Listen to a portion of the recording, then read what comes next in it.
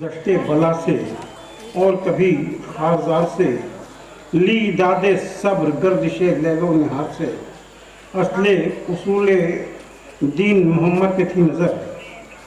बीमार ने पलट के न देखा इधर उधर, फिरता रहा आयानते हक में वो दर बदर। कूफे से शाम, शाम से कूफा क्या सफर। दुश्वार रह गुजर पे संभलना कमाल था, दुश्वार रह गुजर पे संभलना कमाल था। अहले हरम के साथ में चलना मुहाल था, अहले हरम के साथ में चलना मुहाल था। दरबार में यजीद के था, दरबार में यजीद के इबरत का था मुकाम। आले इबा के हाल पे शजदर थे खासवाम। आता था जो भी मुंह में वो कहता था बदकलाम। खामोश सर झुकाए खड़े थे मगर इमाम। 16 फशा था मुखबरे सादिक के वास्ते, बकता था झूठ मुसके नातिक के वास्ते। नागाह एक शोर सा दरबार में उठा, उठी सदाएं खुतबाए हाशिम नहीं सुना। देखी यजीद ने जो बिगड़ती हुई फजा, बोला इमाम पाक से वो बानिए जफा। कहना है जो भी आपको इनको सुनाए आप, कहना है जो भी आपको इनको सुनाए आप। ये मुंतजिर हैं आपके मिंबर पे जाएं आप। सुनकर ये बात रौनक मिंबर हुई इमाम। पहुँचे वहाँ जो असल में था आपका मुकाम। खामोश अहले शाम थे, हैरान थे खासवाम। फिर इस तरह से उनसे मुखातिब हुए इमाम। जो जानता है मुझको वो फिर जान ले मुझे, जो जानता है मुझको वो फिर जान ले मुझे।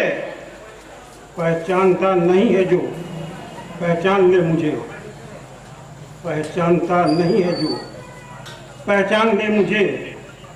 मैं इस जहां में हूँ किसरे मक्का व मिना, मैं इस जहां में हूँ किसरे ज़मज़म व सफ़ा। मैं इस जहां में हूँ किसरे सैयदुल वरा, मैं इस जहां में हूँ किसरे शाहे दो सरा।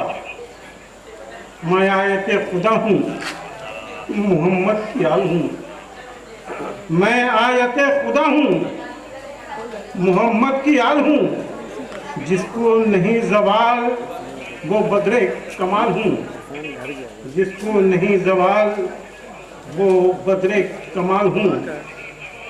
उसका पिसर हूँ मैं जिसे पानी नहीं मिला, जो दश्ते करबला में तहते हो गया।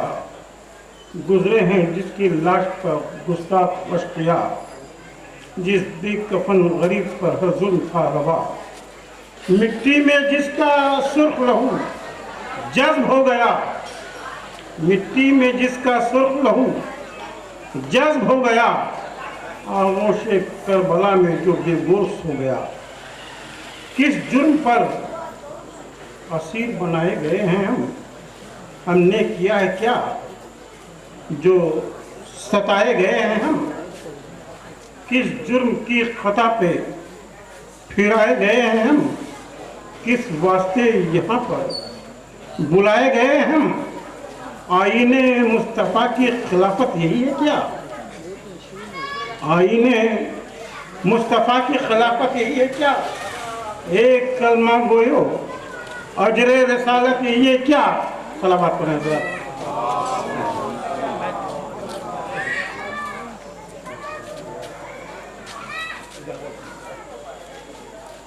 किस जुर्म पर असीर बनाए गए हैं हमने किया है क्या जो सताए गए हैं हम। किस जुर्म की खता पे फिराए गए हैं हम, किस वास्ते यहाँ पे बुलाए गए हैं हम। आईने मुस्तफ़ा की खिलाफत यही है क्या, एक कलमा गोयो अजरे रसालत यही है क्या। یہ سامنے رسل میں کھڑے ہیں جو دل ملول ہیں وہ کہ جن کے گھر ہوا قرآن کا نزول، مرجھا گیا ہے ظلم سے گلدستہ بطول، اہل حرم یہی ہیں، یہی کن رہے رسول۔ تم سب کو کیا ہوا ہے کہ خوف خدا نہیں؟ تم سب کو کیا ہوا ہے کہ خوف خدا نہیں؟ یہ کون سا ستم ہے جو ہم پر ہوا نہیں؟ خطبہ تھا یہ کہ بحر صداقت کا مؤذن، ڈوبا ہوا تھا درد میں مولا کا ہر سخن، احوال اہل بیت پہ روتے تھے مرد و زن، اور خوف سے یزید کے چہرے پہ تھی شکن۔ تھی مصلحت نہ مہلت زور بیان دے، تھی مصلحت نہ مہلت زور بیان دے، کہنے لگا یزید مؤذن اذان دے۔ خطبے کے درمیان جو مؤذن نے دی اذان، مولا ہوئے خاموش، تھما آپ کا بیان، چھایا ہوا تھا چار طرف درد کا سما، روتا تھا کوئی اور کوئی لیتا تھا بھٹکیاں، مشکل پڑی تھی آل علی و بطول پر، افسردہ سب تھے غربت آل رسول پر، لازم تھا سب پہ نعرہ تکبیر کا ادب، سننے لگے کلام مؤذن کو سب کے سب، آیا اذان میں سید والا کا ذکر جب، دربار میں یزید سے بولے امام کر، بخشی کسے خدا نے حیات دوام ہے، بخشی کسے خدا نے حیات دوام ہے، سن لے یزید یہ میرے نانا کا نام ہے، سن لے یزید یہ میرے نانا کا نام ہے، سن کر کلام حق وہ تلاطم ہوا بقا، جنبش ہوئی زمین فلک کانپنے لگا، بگڑی فضا کو دیکھ کر گھبرائے اشقیا، دربار کو یزید نے برخاست کر دیا، منہ بند ہو کے رہ گیا اس بد کلام کا، زندہ یہ معجزہ تھا کلام امام کا۔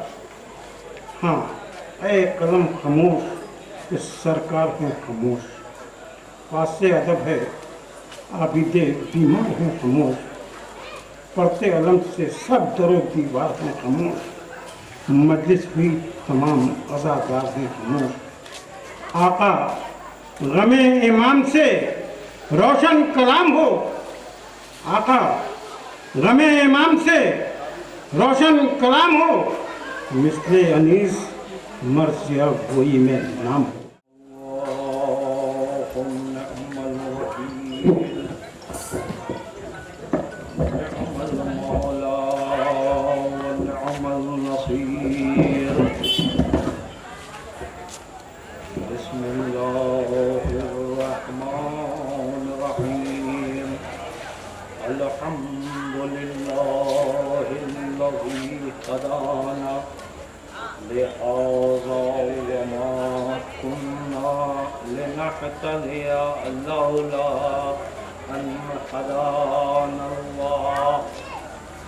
لقد جاءت رسل ربنا بالحق، الصلاة والسلام على أشرف الأنبياء والمرسلين وخاتم النبيين ورحمة للعالمين ومولانا وسيدنا أبي القاسم محمد وآله الطيبين الطاهرين المعصومين المظلومين الغر الميامين، ولعنة الله على أعدائهم أجمعين وغاصب حقوقهم ومنكر فضائلهم، أما بعد، فقد قال الله تبارك وتعالى في كتابه الكريم وهو أصدق الصادقين وقوله الحق، بسم الله الرحمن الرحيم، وما تشاءون الا ان يشاء اللہ.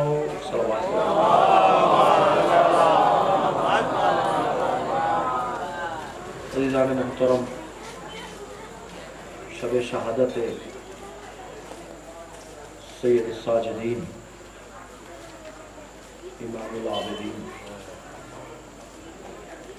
جس آیہ کریمہ کی تلاوت کا شرف حاصل کیا ہے، سورہ تکویر کی بہت ہی مختصر سی چھوٹی سی آیت جس میں ارشاد رب العزت ہو رہا ہے وما تشاءون الا ان یشاء اللہ.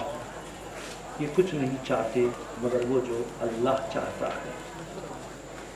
ہماری چاہت اور آپ کی چاہت میں فرق ہے، تضاد ہے. ہم خود چاہتے ہیں، آپ خود چاہتے ہیں. ہماری چاہت اور اللہ کی چاہت میں فرق ہے.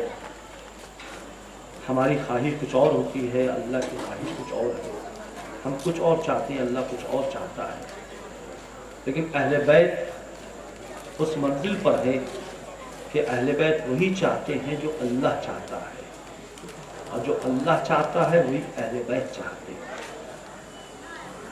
اہل بیت کا ہر نفس، ہر سانس اللہ کی رضا اور اس کی خوشنودی کے لیے ہوتی ہے کہ پروردگار عالم اہل بیت سے راضی ہو جائے. اور خود پروردگار عالم نے سند بھی دے دی، یا ایھا النفس المطمئنہ ارجعی الی ربک راضیۃ مرضیہ. اے نفس مطمئنہ پلٹ آ کہ تیرا رب تجھ سے راضی ہو جائے، تو بھی راضی ہو جا. یہ بہت بڑی منزل ہے. تیرا رب تجھ سے راضی ہو گیا، اب تو بھی راضی ہو جا. اہل بیت کو پروردگار عالم کو تو بھی راضی ہو جا. اہل بیت اس منزل. اب ہم یہ دعویٰ کرتے ہیں کہ ہم اہل بیت کے ماننے والے ہیں. دنیا نے اہل بیت کو مانا یا نہ مانا. بعض نے مانا تو کس حد تک مانا، بعض نے مانا تو صرف نام کا مانا. اور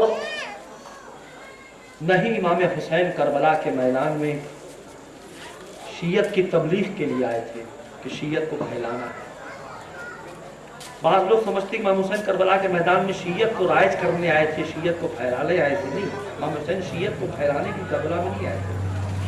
حسین کربلا میں آئے تھے اپنے نانا کے دین کی حفاظت کرنے کے لیے. مقصد حسین جو تھا کربلا میں جانا، یہ دین کی حفاظت، دین کو بچانا تھا قربانیاں دے کر. اب اس کے بعد بھی لوگوں نے حسین کو نہیں پہچانا، حسین کی معرفت نہیں حاصل کی. اسی لیے امام حسین نے کربلا کے میدان میں جملہ کہا کہ تمہارے شکم میں اتنی حرام غذائیں چلی گئی ہیں کہ تم حسین کو نہیں پہچان پا رہے ہو کہ حسین کون ہے.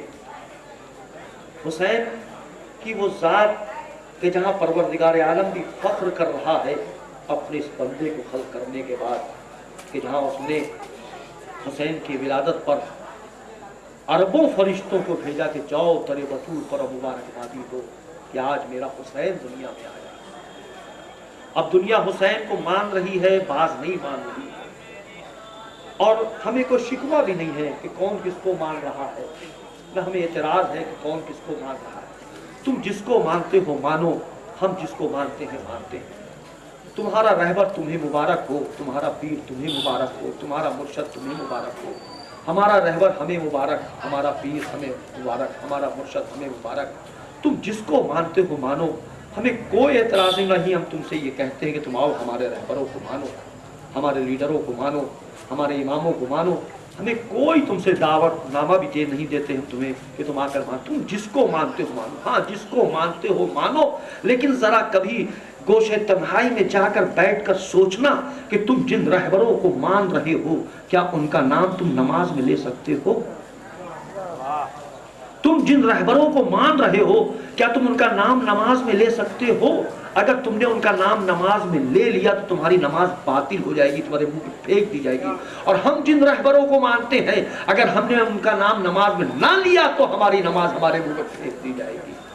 تم جس کو مانتے ہو مانو، ہمیں کوئی اعتراض نہیں.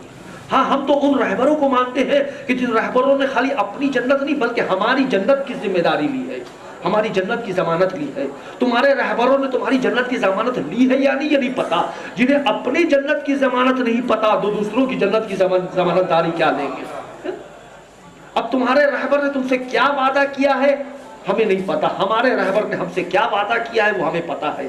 ہمارے رہبر نے ہم سے کہا ہے کہ قبر کی منزل پر ہم رہیں گے، حالت اعتذار میں ہم ملیں گے، پل صراط پر ہم ملاقات کریں گے، برزخ میں ہم رہیں گے، دروازے جنت پہ ہم رہیں گے۔ اب تمہارے رہبر نے تم سے کیا وعدہ کیا تم جانو۔ ہاں یہ تو تاریخ بتا رہی ہے کہ تمہارا رہبر کبھی سقیفہ پہ نظر آیا، کبھی در زہرہ کے پر آگ لکڑی لے کر نظر آیا، کبھی پہاڑوں پر نظر آیا۔ اب جہاں تمہارا رہبر جائے گا وہاں تم جاؤ گے، جہاں ہمارا رہبر جائے گا وہاں ہم جائیں گے۔ ایک صلوات پڑھے محمد علیہ تو ہم ان رہبروں کے ماننے والے جن کو پروردگار عالم نے ہماری ہدایت کے لیے بھیجا ہے، لیکن ہم دعویٰ کرتے ہیں کہ ہم اہل بیت کے ماننے والے ہیں۔ مشکل ہماری یہ ہے کہ ہم اہل بیت کو مانتے ہیں، اہل بیت کی نہیں مانتے۔ رسول کو مانتے ہیں، ہم رسول کی نہیں مانتے۔ اللہ کو مانتے ہیں، اللہ کی نہیں مانتے۔ اور سب سے بڑی مشکل ہماری یہ ہے کہ ہم مشکل کشا کے ماننے والے ہیں۔ سب سے بڑی مشکل ہماری یہ ہے کہ ہم مشکل کشا کو ماننے والے ہیں، مشکل کشا کو مانتے ہیں لیکن مشکل کشا کی نہیں مانتے۔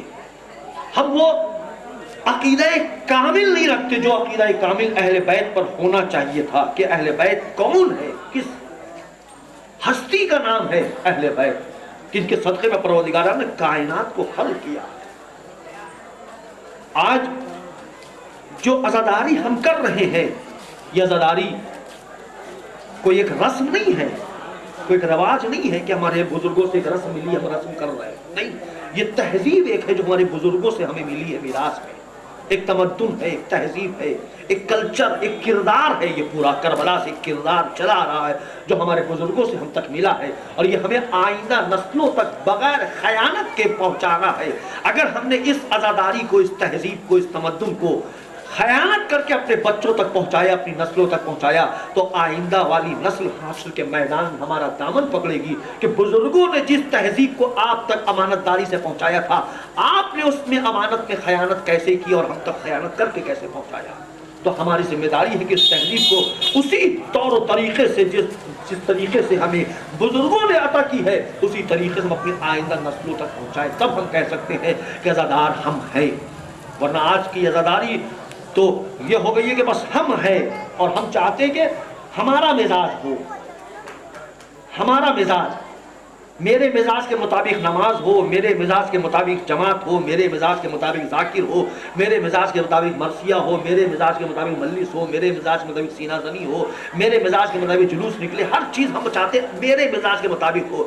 ہمیں میرے مزاج کے مطابق چلنے کا نام شریعت نہیں ہے، اللہ کے مزاج کے مطابق چلنے کا نام شریعت ہے۔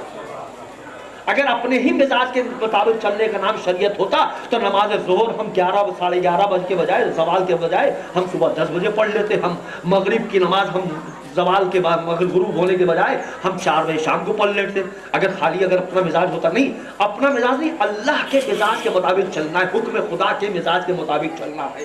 اگر اپنا مزاج ہوتا تو قصر میں جا کے ہم پوری نماز پڑھ لیں، بھائی نماز ہی پڑھ رہے ہیں، ہم 4 رکعت پڑھیں گے، 2 رکعت کیوں پڑھیں؟ لیکن نہیں، حکم خدا ہم کو ماننا ہے کہ جو حکم خدا جس وقت جو حکم ہے اس وقت اس کی پیروی کرنا ہے، اس کا نام شریعت ہے۔ لیکن آج ہم چاہتے ہیں کہ ہمارے مزاج کے مطابق ہو۔ ہم مجلس عزم میں آ کر بیٹھتے ہیں، حسینی خالی نعرہ بلند کرتے ہیں، لیکن حسینی بننے کے لیے ہم اپنے آپ کو تیار نہیں کرتے ہیں، ہم حسینی بنانے کے لیے اپنے آپ کو تیار نہیں کرتے۔ حسینی بنائے، ہاں انجمنی بنا لیتے ہیں، حسینی نہیں بنا پاتے۔ انجمن ہی بنا لیتے کہ فلاں انجمن، فلاں میری انجمن، ان کی انجمن، ہم خالی انجمن بازی میں رہ گئے۔ حسینی بننا ہے، ہمیں حسین جیسا چاہتے ہیں۔ کربلا کے میدان میں امام حسین کے ساتھ صرف 71 افراد تھے، اور جب کوفے سے امام حسین نے بلایا تو لاکھوں کی تعداد میں کوفے میں تھے، لیکن ایک حبیب اکیلے نکل کر آئے، اور حبیب نے آ کر اکیلے نکل کر بتا دیا کہ اگر تمہارے دل میں محبت حسین ہے، اس کے بعد چاہے جتنا ہی پہرا کیوں نہ ہو، وہ پہرا توڑ کر حسین تک پہنچ سکتا ہے۔ اور حسین کو حبیب جیسا ہی شیعہ چاہیے، فارملٹی والا شیعہ نہیں چاہیے، حبیب جیسا شیعہ چاہیے کہ جب مصیبت میں حسین بلائے تو حبیب جیسا ہو کہ فوراً نکل کر آ جائے۔ اسی لیے میرا مولا کائنات نہج البلاغہ کے خطبے میں ارشاد فرماتا، مسجد کوفہ میں تمام چاہنے والے جمع ہے، تمام چاہنے والوں کو جمع کر کے کہتا ہے یا اشباح الرجال من الرجال، اے مردوں کی شباہت رکھنے والے نامردوں، ہم تم کو جب گرمی میں بلاتے تو کہتے ہو گرمی بہت زیادہ ہے، ہم تم کو جب ٹھنڈک پہ بلاتے تو کہتے ہو ٹھنڈک بہت زیادہ ہے۔ پروردگار ہمیں ایسا چاہنے والا نہیں چاہیے، ایسے چاہنے والوں کو ہم سے دور کر دے کہ جن کی وجہ سے ابو طالب کا بیٹا بدنام ہوتا ہے، ایسا چاہنے والا نہیں چاہیے۔ اس کے بعد میرا مولا گیا ہے ایک کنویں کے اندر اپنے چہرے کو ڈالا اور ڈال کر کہا اینا مقداد، اینا بوذر، اینا سلمان۔ مقداد تم کہاں چلے گئے، بوذر تم کہاں چلے گئے، سلمان تم کہاں چلے گئے؟ ہم نے ہاتھ میں مولا چاہنے والے بہت ہیں، کہ چاہنے والے بہت ہیں لیکن مقداد جیسا کوئی نہیں بچا ہے، عمار جیسا کوئی نہیں ہے، میثم جیسا کوئی نہیں ہے، سلمان جیسا کوئی نہیں ہے۔ تو پتہ چلا چاہنے والے جتنے ہی ہو کوئی فائدہ نہیں، لیکن سلمان جیسا اگر ایک بھی ہے تو وہی حسین کو چاہنے والا چاہیے، وہی علی کو چاہنے والا چاہیے۔ صلوات پڑھے محمد اور آل۔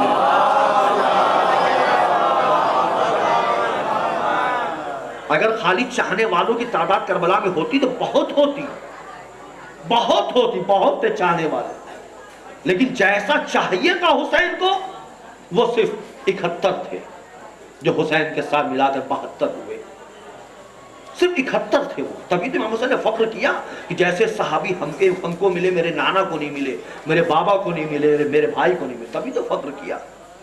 ورنہ خالی محبت حسین پہ تو بہت لوگ جمع تھے، بہت جمع تھے۔ رات کو جن لوگوں نے کہا کہ اللہ اکبر قتل حسین، اللہ اکبر رسول کا نواسا ہے، اور صبح کے وقت وہی لوگ سائن کر رہے تھے، رات میں پلٹ گئے، ایک رات میں پلٹ گئے مال دیکھ کر۔ دعوت صرف ہم کرتے ہیں۔ مولا نے ایک پیغام دیا ہے، جو بلاغہ میں ایک خط لکھا ہے مولا کائنات نے جب فقیر شام کو، چونکہ دامن وقت میں زیادہ گنجائش نہیں، کچھ پڑھ نہیں سکتا میں، ایک خط لکھا ہے جب فقیر شام کو، اور فقیر شام نے پہلا خط لکھا یہ کہ یا علی، آپ کا خاندان اور ہمارا خاندان ایک ہے، ہم کیوں میدان جنگ میں جنگ کرنے کے لیے آئے؟ آئیے ایسا کرتے ہیں، بیٹھ جاتے ہیں، بیٹھ کر بات کر لیتے ہیں، صلح کر کے مصلحت دیکھ کر ہم بات کو تمام کر لیتے ہیں۔ علی کو جب خط ملا تو علی مسکرائے اور مسکرا کے کہا کہ تمہارا خاندان کہاں، میرا خاندان کہاں، تم اپنے خاندان کو ہمارے خاندان سے ملا رہے ہو؟ اس کے بعد مولا نے قلم و دوا کیا اور لکھنا شروع کیا، انا عبداللہ ابن عبداللہ ابن ابو طالب، میں اللہ کا بندہ اور ابو طالب کا بیٹا، الہ معاویہ ابن سفیان۔ خط لکھا کہ تم نے کہا کہ تمہارا خاندان میرا خاندان ایک ہے، کہاں تمہارا خاندان، کہاں میرا خاندان؟ من رسول اللہ، میرے خاندان میں اللہ کا رسول ہے، من کل مکذب، تمہارے خاندان میں جھوٹے لوگ، من سیدۃ نساء العالمین، میرے خاندان میں سیدہ نساء العالمین ہے، من کم حمالۃ الحطب، تمہارے خاندان میں سوکھی لکڑی لے کر گھومنے والی عورت، من سید شباب اہل جنہ، میرے خاندان میں جوانان جنت کے سردار، من کم صبیۃ النار، تمہارے خاندان میں جہنم کے بچے، من اسد رسول اللہ واسد اسد اللہ، میرے خاندان میں اللہ کا شیر، اللہ کے رسول کا شیر، منکم اسد الحلاف، تمہارے خاندان میں جھوٹی قسم کھانے والوں کا شیر۔ کہاں تمہارا خاندان، کہاں میرا خاندان؟ یاد رکھو ذاک سیف مائی، وہی تلوار آج میرے پاس ہے جس تلوار سے نے جنگ بدر میں، احد میں تمہارے چچا، تمہارے ماموں، تمہارے نانا قتل کیا تھا، وہی تلوار میرے پاس ہے، اور وہی بازو میں طاقت ہے۔ ایک تلوار تم اٹھا لو، ایک تلوار ہم اٹھا لیں، آؤ میدان جنگ میں آ جاؤ۔ یہ خط لکھا، خط لکھنے کے بعد کون ہے اس خط کو لے کر جانے والا؟ تو مسجد کوفہ میں ایک دم سناٹا چھایا ہوا ہے، پھر آواز دی کوئی ہے اس خط کو لے کر جائے، پھر خاموشی چھائی گئی۔ تیسری بار پھر کہا کوئی ہے اس خط کو لے کر جانے والا؟ ایک گوشے سے علی کا چاہنے والا اٹھا، کہا یا علی ہم خط لے کر جائیں گے۔ کہا تم لے کے جاؤ گے؟ کہا یا علی ہم لے کر جائیں گے۔ کہا تمہیں پتہ ہے ہم نے اس خط میں کیا لکھا ہے؟ کہا مولا مجھے علم نہیں ہے اس میں کیا لکھا ہے۔ مولا نے کہا کہ ہم نے اس میں لکھا ہے تمہارا خاندان یہ ہے، ہمارا خاندان یہ ہے، تمہارا خاندان جھوٹوں والا، میرا خاندان نبی والا، تمہارے خاندان میں سوکھی لکڑی لے کر گھومنے والی عورت، میرے خاندان میں جوانان خاتون جنا ہے۔ کہ مولا کچھ اور لکھ دیے، مولا کچھ اور لکھ دیے۔ مولا نے خط لپیٹا، لپیٹ کر دیا جاؤ لے کر جاؤ۔ چند قدم آگے بڑھے تھے، خط لے کر مولا نے تریمہ، جی مولا، کہ تریمہ جا تو رہے ہو، میرے وقار کو باقی رکھنا۔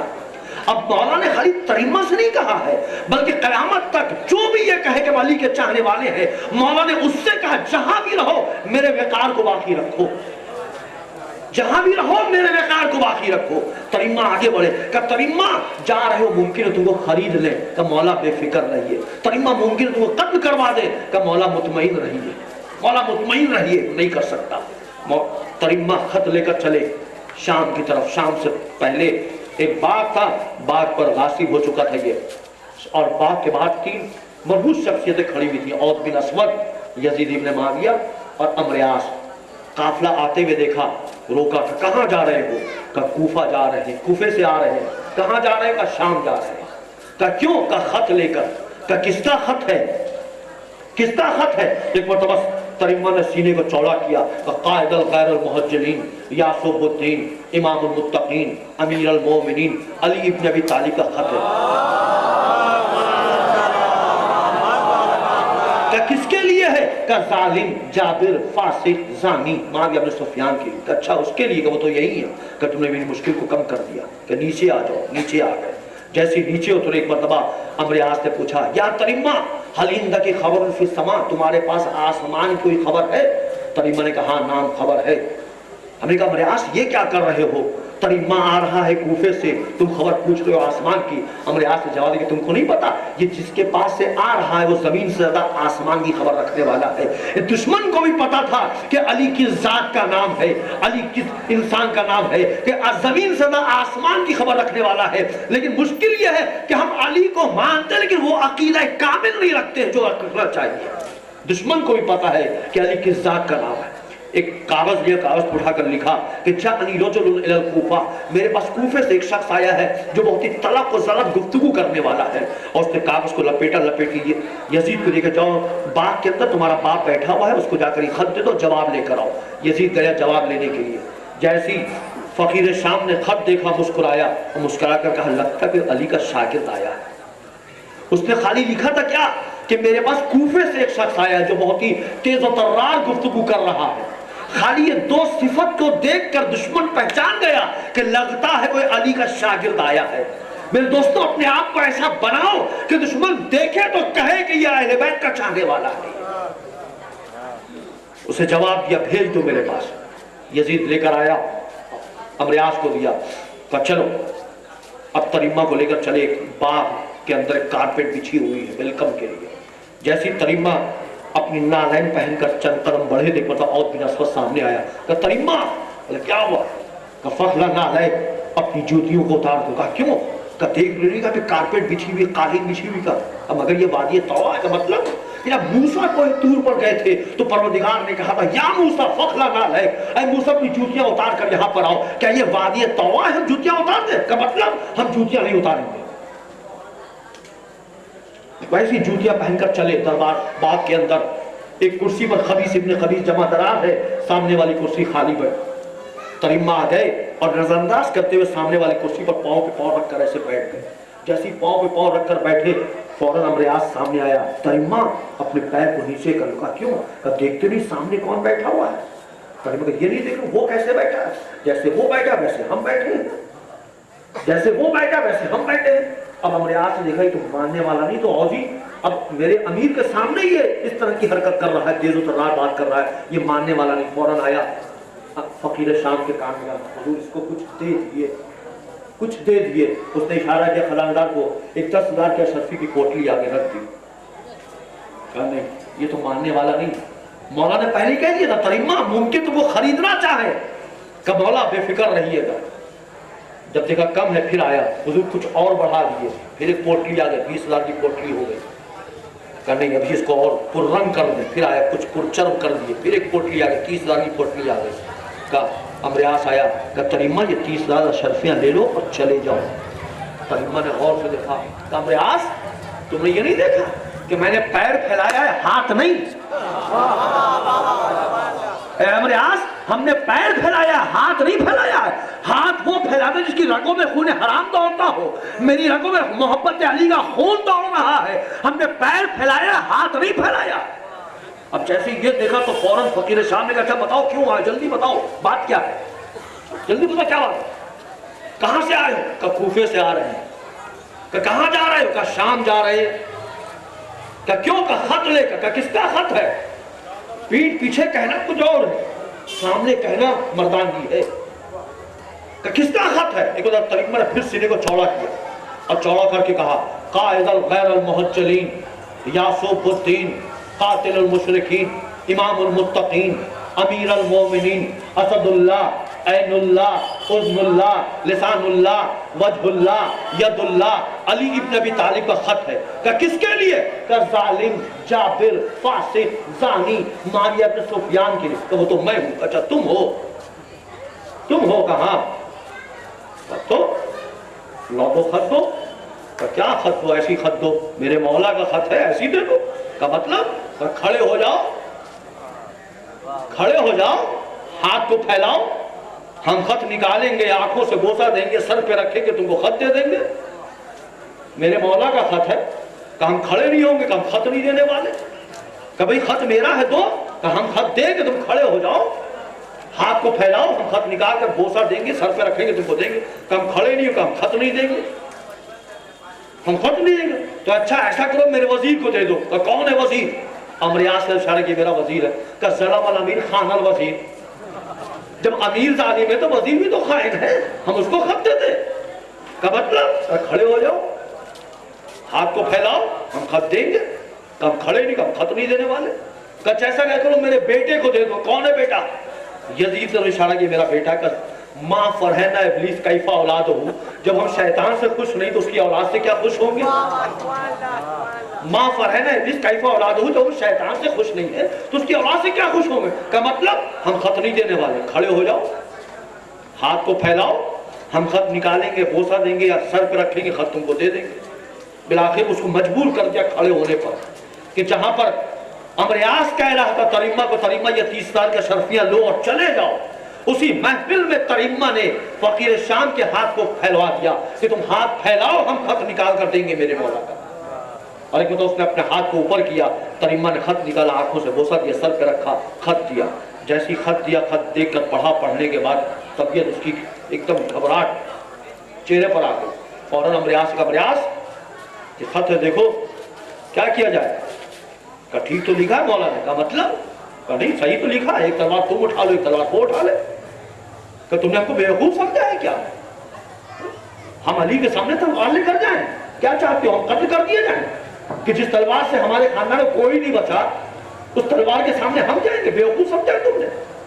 کہ تو مطلب جو تم نے پوچھا یعنی ہم کو پتا ہے اس کا جواب کیا ہے؟ اس کا کوئی جواب ہی نہیں ہے. فوراً اس نے کاتب کو بلایا اور کاتب بلا کر لکھو. اب کاتب سے فقیر شام خط لکھوا رہا ہے. لکھو یا علی. پھر وہی جملہ اس نے لکھا نا امیر المومنین الی علی ابن ابی طالب. کہ لکھو اے امیر علی ابن طالب میرے پاس آسمان میں تاروں کی ستاروں کی تعداد سے زیادہ فوج ہے اور فوج لے کر ہم جنگ کرنے کے لیے آ رہے ہیں تم تیار ہو جاؤ. تو جیسے یہ جملہ سنا تو ادھر تریمہ نے کہا رکو. کیا ہوا؟ بولے کیا لکھا ہے بتا تو ہم کو. تم سے کیا مطلب؟ ہم نے علی کو لکھا علی جانے علی جواب دیں گے. کہ ہم کو بتا دو تم لکھو گے ہم لے کر جائیں علی پاس علی خط کا جواب دے پھر ہم لے کر آئیں پھر تم کو پہنچائیں. ہم کو بتا دو ہم جواب دیں تم میرے خط کا جواب دو.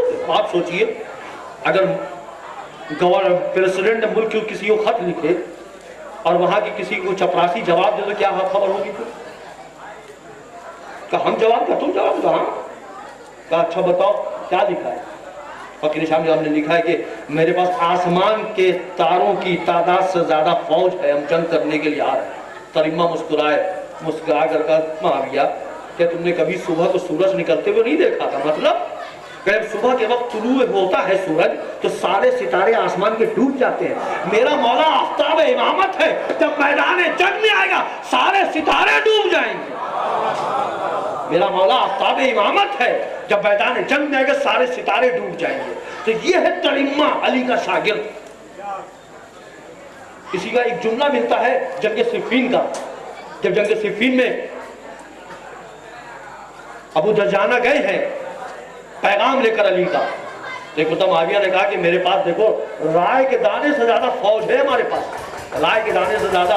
ابو دجانہ گھبراؤ نہیں پریشان مت ہو. میرے مولا نے مالک اشتر جیسے کہ مرغا بھی پال کر رکھا ہے.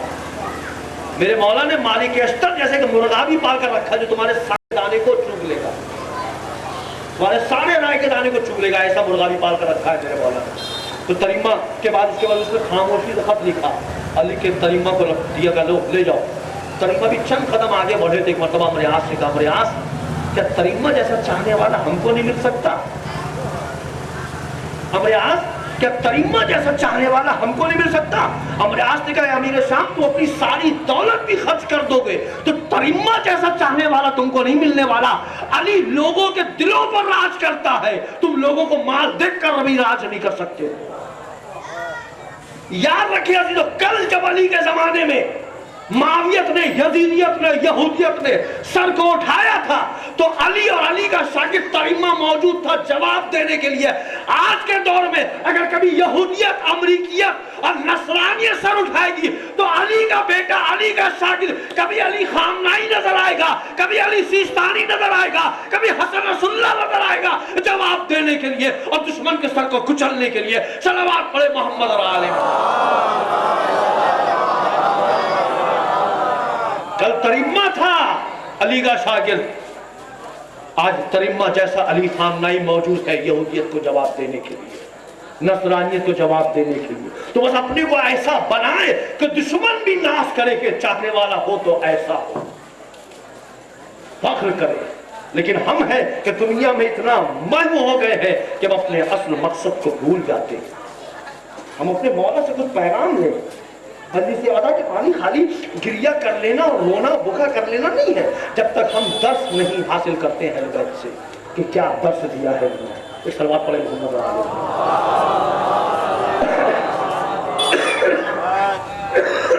एक सलवात और पढ़े मोहम्मद।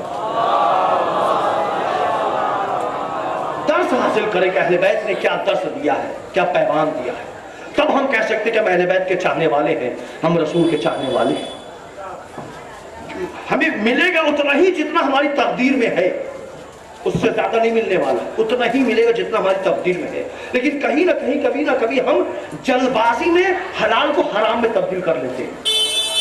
ये हमारी जल्दबाजी होती है कि हलाल को हम हराम में तब्दील कर लेते हैं।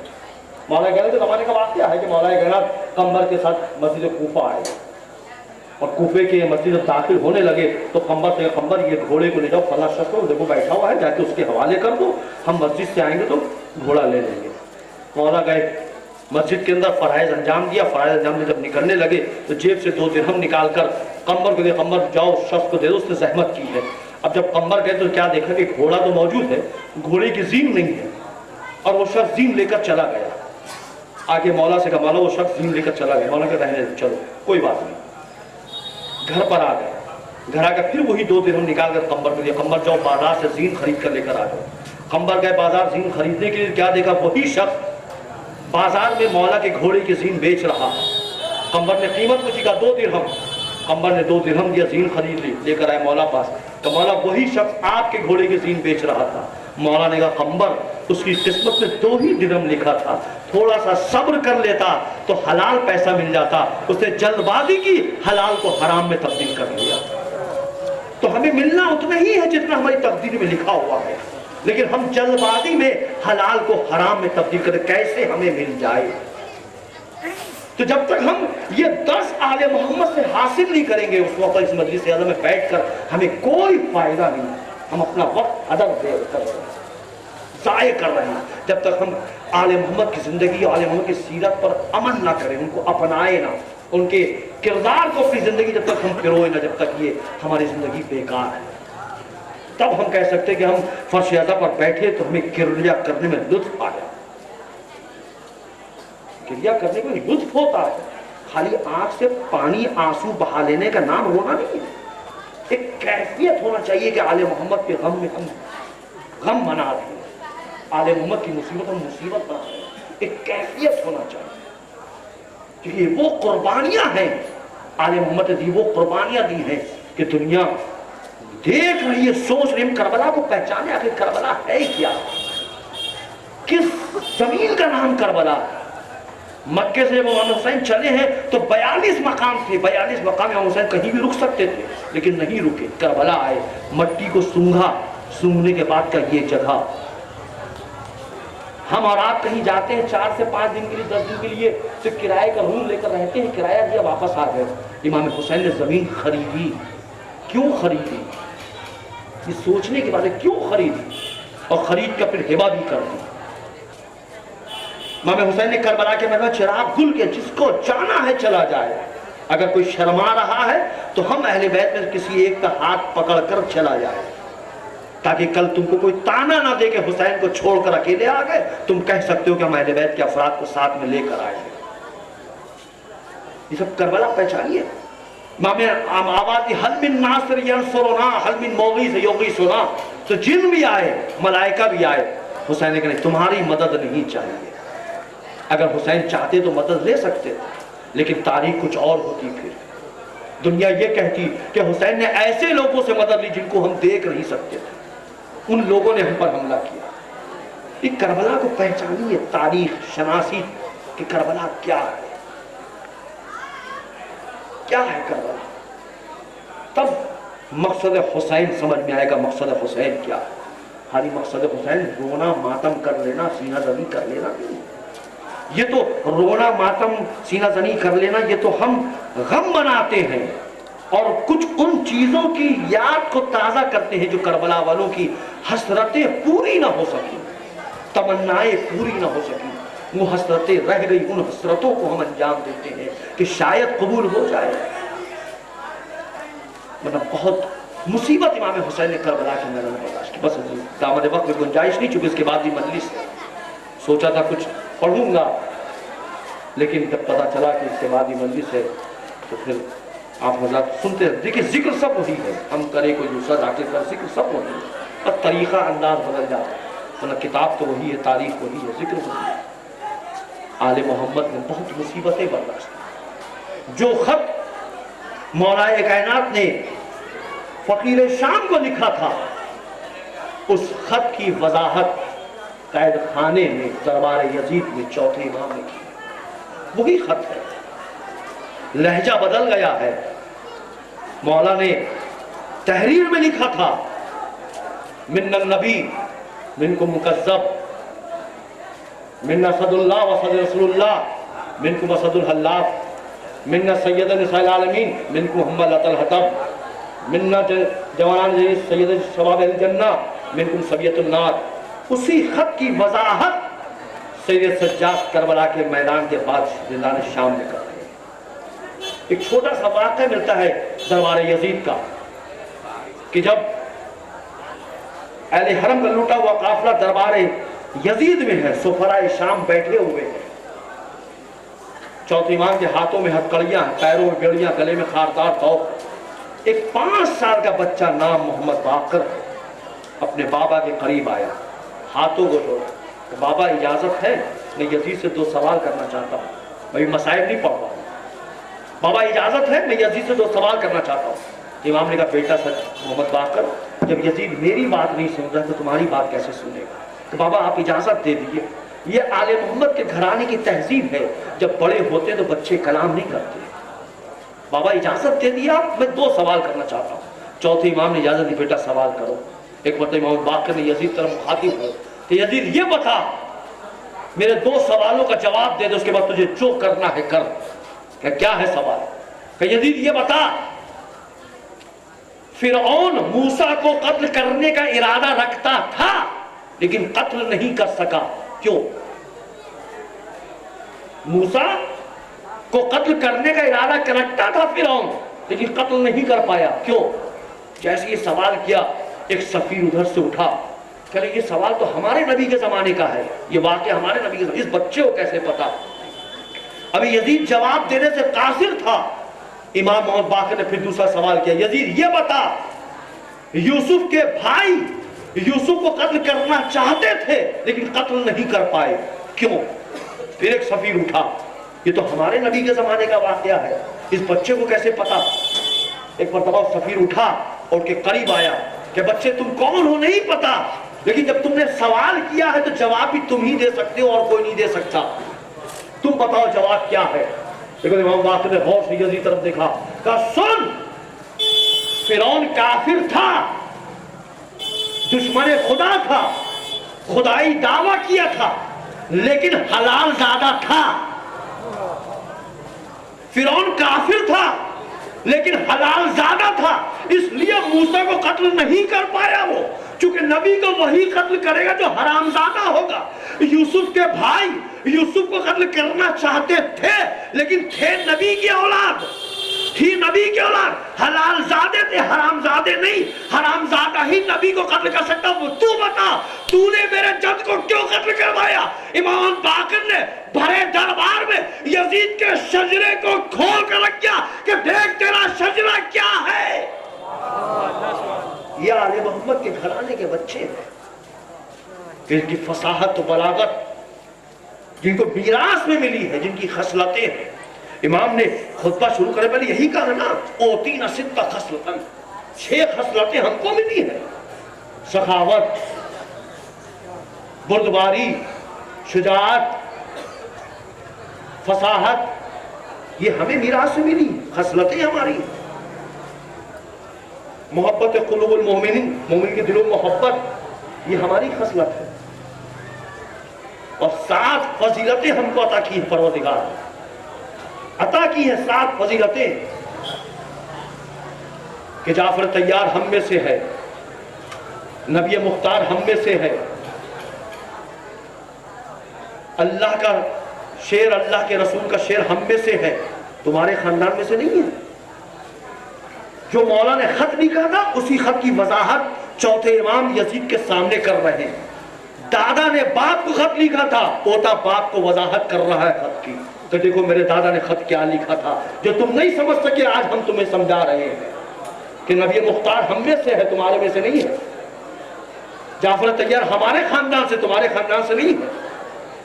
ہم ہیں کہ جہاں اللہ بھی ہم پر ناز کرتا ہے, اور جو مجھے پہچانتا ہے پہچانے, جو نہیں پہچانتا میں پہچانوا رہا ہوں. اس کے بعد پھر مولا نے شروع کیا, انا ابن صفا و مروہ, میں صفا و مروہ کا بیٹا ہوں. یہ آخر صفا و مروہ مولا نے کیوں استعمال کیا؟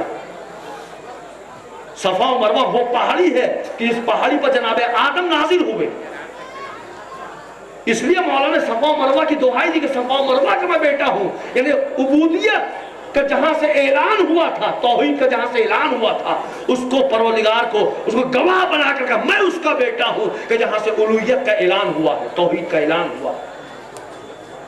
انا ابن مکہ, میں مکہ کا بیٹا ہوں. انا ابن کعبہ, میں کعبے کا بیٹا ہوں. میں اس کا بیٹا ہوں جو چادر میں حجر اسود کو رکھ کر جس نے اپنے مقام پر نصب کیا, میں اس کا بیٹا ہوں.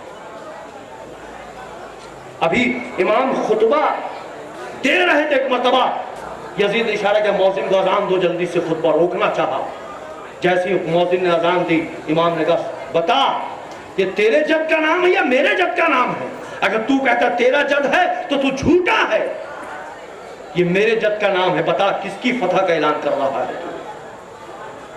یزید کے دربار میں کھڑے ہو کر امام نے یزید کے شجرے کو کھنگال کر رکھ دیا کہ دیکھو تمہارا شجرہ کیا ہے اور ہم کون ہے, ہمارا حسب نسب کیا ہے. چوتھے امام نے کم مسائل برداشت کیے ہیں. عزیزوں, جب چوتھے امام قید سے رہا ہو کر مدینے آئے ہیں تو ابن منظر منحال تو امام سے ملنے آئے, اور سب آگے امام سے کہہ رہے مولا کچھ روداد سفر سنائیے. مولا سب کو یہی کہہ رہے کہ تم روداد سفر برداشت نہیں کر پاؤ. عزیزو, یہاں تک روایت میں ملتا ہے کہ ایک شخص آیا اور اس نے کہا مولا کچھ روداد سفر سنائیے. مولا نے کہا برداشت نہیں کر پاؤ. مولا کچھ تو سنا دیے, کہ نہیں برداشت نہیں کر پاؤ. جب اس نے بہت زیادہ اصرار کیا تو مولا نے اس کو کان میں بلایا, بلا کے کان میں کچھ کہا, بس جیسی کا اس کی روح وہیں پر پرواز ہو گئی. برداشت نہیں کرا. پتہ نہیں امام نے کیا کہہ دیا تھا اس کو کہ برداشت نہیں کر پایا. وہ سوچے کون سے مسائل آخر چوتھے امام نے برداشت کیے تھے, کون سے ایسے مسائل تھے. جب امام سے پوچھا گیا کہ آپ کو تکلیف کہاں پہنچی, مولا کی زبان یہی جملہ آیا, شام الشام الشام, ہائے شام ہائے شام ہائے شام. اللہ اکبر. اور جب ابن منظر آئے اور ابن منظر نے آ کر کہا مولا کچھ روداد سفر سنائیے, مولا نے برداشت نہیں کر پاؤ. جب ابن منظر نے اصرار کیا تو مولا نے کہا ابن منظر کربلا سے شام تک جاتے جاتے 13 मुसीबतें हम पर गुजरी, 13 मुसीबतें, उन 13 मुसीबतों को तुम सुन नहीं सकोगे, बर्दाश्त नहीं कर पाओगे। इब्ने मंजर का मौला कुछ तो सुना दिए, कुछ मुसीबतें सुना दिए। इमाम ने कहा चंद मुसीबतें मैं तुमको सुना रहा हूँ, उन चंद में से मैं 2-3 मुसीबतें आपको सुना रहा हूँ, बर्दाश्त कर सकते हैं तो कर लिएगा। इमाम ने कहा इब्ने मंजर, हमारे काफिले को एक रसन में बांध कर ले जाया जा रहा था। इब्ने मंजर एक शख्स की ड्यूटी यजीद ने ये कर दी थी कि नेज़ा लेकर हमारी बीवियों के सिरहाने आता था और नेज़े से सरों पर ठोकता था, चादरों को छीनता रहता था, बालों को परेशान करता रहता था। अल्लाह अकबर, नेज़ों से लेकर महमिलों को चुबोया करता था, बीवियां तड़पती रहती थी।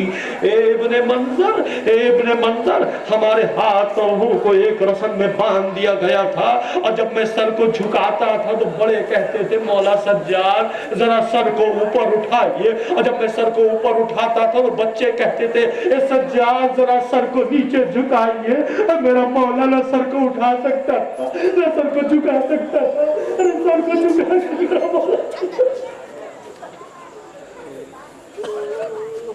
उसके बाद मौला ने कहा इब्ने मंजर शाम के लिए मेरा काफिला ताज़िर हो रहा था, तो ऐलान करवा दे ये उन बागियों का काफिला है जिनके बाप दादा ने तुम्हारे बाप दादा को खैबर और खंदक में कत्ल किया है, तुम बदला लेना चाहो तो ले लो। इब्ने मंजर, शाम की औरतें अपने अपने घरों के ऊपर गर्म पानी फेंका करती थी।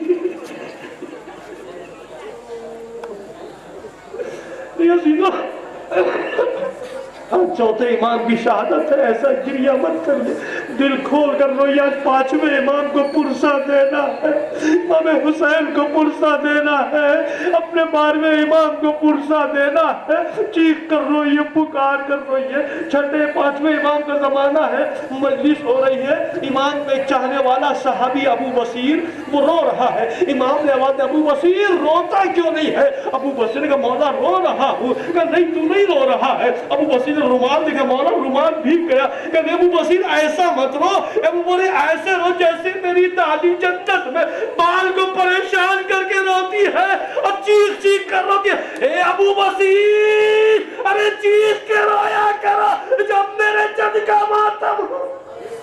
अल्लाह अकबर, अल्लाह अकबर। उसके बाद मौला कहते हैं इब्ने मंजर मेरे बच्चे जो है पामरहला चलते थे। इब्ने मंजर जब बच्चों के पैरों में कांटे चुभ जाते थे तो बच्चे कोनियों के बल चलने लगते थे। इब्ने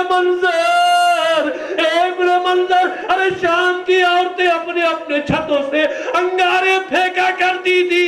अरे ये कहकर इमाम ने कहा इब्ने मंजर, मेरे बच्चों के जब पैर चलने लगते थे अपने कोनियों के बल चलते थे और कहते थे सज्जाद अब चलने की ताब नहीं है, अरे हाथ पांव चल रहे हैं। ये कहकर इमाम ने एक मर्तबा अपने सर को झुकाया, अपने सर से अमामा हटाया और अमामा जैसी हटाया इब्ने मंजर ने देखा इमाम के सर पे आमने पड़े हुए हैं, इमाम के सर पे छाले पड़े हुए हैं। इब्ने मंजर ने कहा मौला ये आपके सर पे आमने कैसे है, ये छाले कैसे पड़े हैं? इब्ने मंजर से जैसी कहा, इमाम ने जवाब दिया इब्ने मंजर जब शाम से काफिला गुजारा जा रहा था, अरे हाथों में हथकड़ियां थी, पैरों में बेरियां थी, गले में खारदार तौल, अरे सर पे अमामा था। जब शाम की औरतें अरे अपने अपने घरों से अंगारे फेंकती थी तो सर पे आकर अंगारा गिरता था, लेकिन मजबूर था कि सर को हिला नहीं सकता था। इब्ने मंजर उसी अंगारे की बिना पे अरे सर पे आंवले पड़े हुए।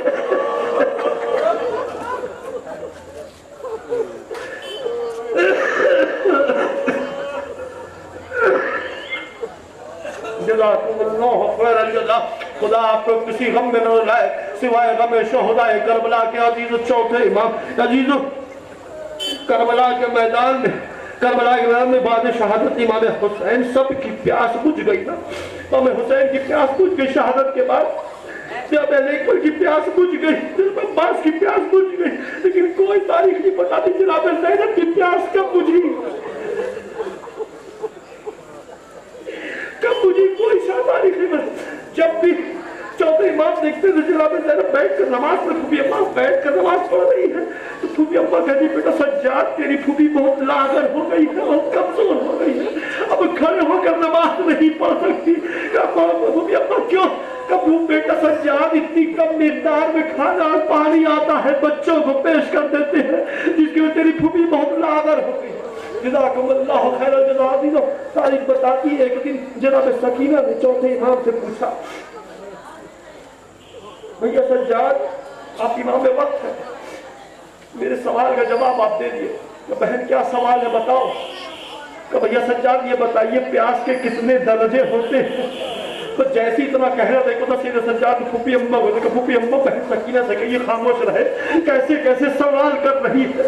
जब सकीना भैया आप तो इमाम है, आपको जवाब देना होगा, आप बताइए प्यास के कितने दर्जे हैं? एक तो सीधे सज्जाद ने कहा बहन प्यास के 3 दर्जे होते हैं, 3 दर्जे होते हैं।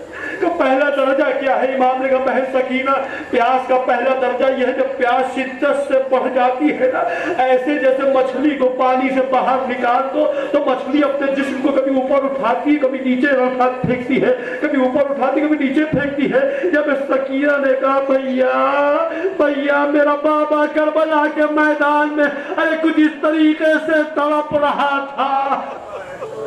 कब भैया सज्जाद प्यास का दूसरा दर्जा क्या है?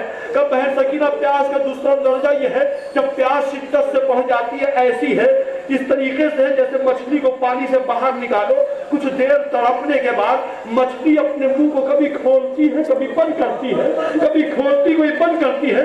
जब सकीना भैया मेरा असगर करबला के मैदान में कभी मुंह को अपने खोलता था कभी बंद करता था, हाय मेरा असगर। उसके बाद जब सकीना का भैया सज्जाद प्यास का तीसरा दर्जा क्या है? प्यास का तीसरा मर्तबा क्या है?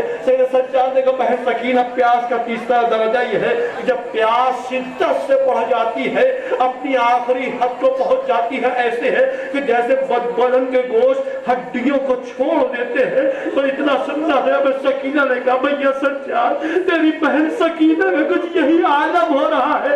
और ये कहते हुए सकीना जमीन पे आई, सज्जाद सहारा दिया, ए बहन सकीना अरे अब तुम भी हमें छोड़ कर जा। अब सोचे अंदाजा लगाए कितनी मुसीबतें आले मोहम्मद ने जिंदान शाम में बर्दाश्त की है। आज ये चंद जुमले और है, जहमत तमाम है। आज चौथे इमाम की शहादत की तारीख है। हिशाम इब्ने अब्दुल मलिक ने जहर देकर इमाम को शहीद किया।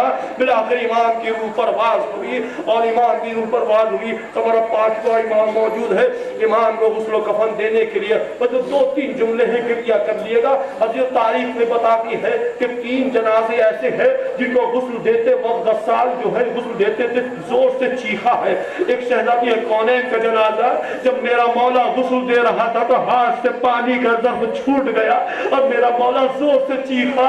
सलमान ने पूछा मौला क्या बात है? कि सलमान कितनी साबरा बीवी थी, पसलियां टूटी हुई लेकिन लपड़ा तक न की। अरे दूसरा जनाजा जनाबे सकीना का था, जब गस्साला गुस्ल दे रही थी जोर से चीखी। सज्जाद ने पूछा गस्साला खैर तो है? गस्साला ने कहा मौला क्या आपकी बहन किसी मर्ज में मुब्तला थी? इमाम ने गस्साला ऐसा न कहा, मेरी बहन किसी मर्ज में मुब्तला न थी। क्या बात है? गस्साला ने कहा मौला अरे जब मैंने पैरहन को उतारा गुस्ल देने के लिए, अरे सीने की खाल अरे लिबास के साथ। तीसरा जनाजा चौथे इमाम का जब 5वें इमाम गुस्ल दे रहे हैं और गुस्ल देते एक मर्तबा जोर से अरे हाथ से बर्तन छूटा और आवाज निकली या अबा अब्दुल्लाह। एक मर्तबा चाहने वाले ने पूछा मौला क्या बात है? खैर तो है? एक इमाम ने कहा क्या बताओ, जब मैंने अपने बाबा को अरे गुस्ल देने के लिए करवट दी तो मैंने ये देखा अरे मेरे बाबा के गोश्त को अरे जंजीरें खा गई थी।